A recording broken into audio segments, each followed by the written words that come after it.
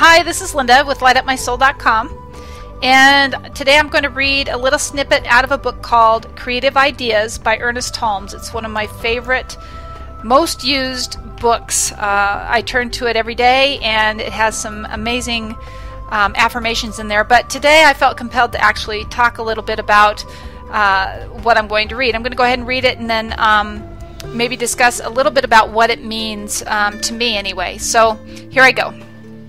I live in changeless reality. Neither the will of God nor the nature of God can change. Reality is the same yesterday, today, and tomorrow. Everyone's real nature is spiritual, is of God. The only thing about it that can change is that which ought not to be permanent. Though the real self is changeless, we live in a changing world. It is wonderful to know that something permanent, substantial, and eternal stands in the midst of our being, and I believe watches with joy the eternal unfoldment taking place. To the spirit, changes are merely variations of experience. The spirit is never caught, bound, or tied, and I, being an expression of the spirit, am never limited by the world of experience. Negative experiences may seem to exist for a brief moment, but beauty, like truth, exists forever. All unlike God in my life ceases to exist when confronted with the divine reality of my being. I live in a changeless reality. I am not disturbed by the passage of time or the variations of experience which I go through. The divine acting in, through, and around me is changeless in its manifestation of good, and I rest secure in the knowledge that as changes occur in my life, they are always changes for the better.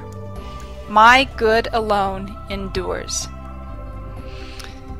What I love about this is it talks about basically if you really dig deep and dwell in the presence of who you truly are, which is the light. You are born from this universal, eternal, omnipresent, powerful energy, source, God, call it what you want.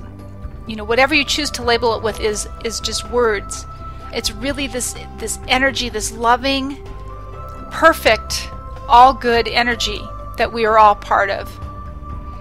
And if that is so, if we're all part of that, if we're all born from that, then we are that. And so we are as perfect and as capable of creating beautiful things in our life as the source itself. And the source is always representing through us if we allow it to. We often get in our own way by thinking that the external experience is where we try to gain control. And really it's just a reflection of where our accumulated thoughts and past experiences have taken us. It's not unlike sitting at the bottom of a large body of water, whether it be the ocean or a huge lake or whatever, sitting down deep where the water is still. That is the stillness of which we come from. And our lives are kind of like the surface where there's storms that constantly whitecap us, and there's a lot of activity going on the surface. But really who we truly are is this deep-seated source energy. And we have that available to us anytime we want. Anytime we choose to remember, that is truly who we are. And it doesn't make what's happening externally unimportant. It's just merely the experience of being human. So we get to embrace these storms and these different activities that are going on in our life and representing and demonstrating themselves to us. But the more we pay attention to them and recognize that through some thoughts and beliefs of our own that they're happening, the sooner we can really understand that that's the case, the more you can become a co-creative, energy in your own life.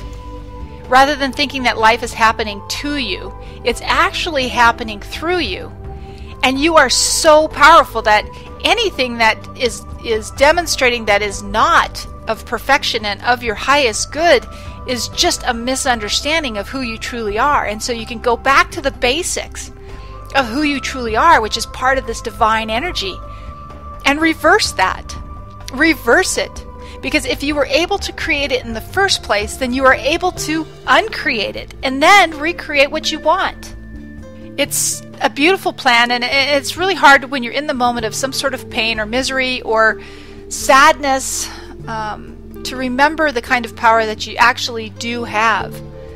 It's just not outside of yourself at all.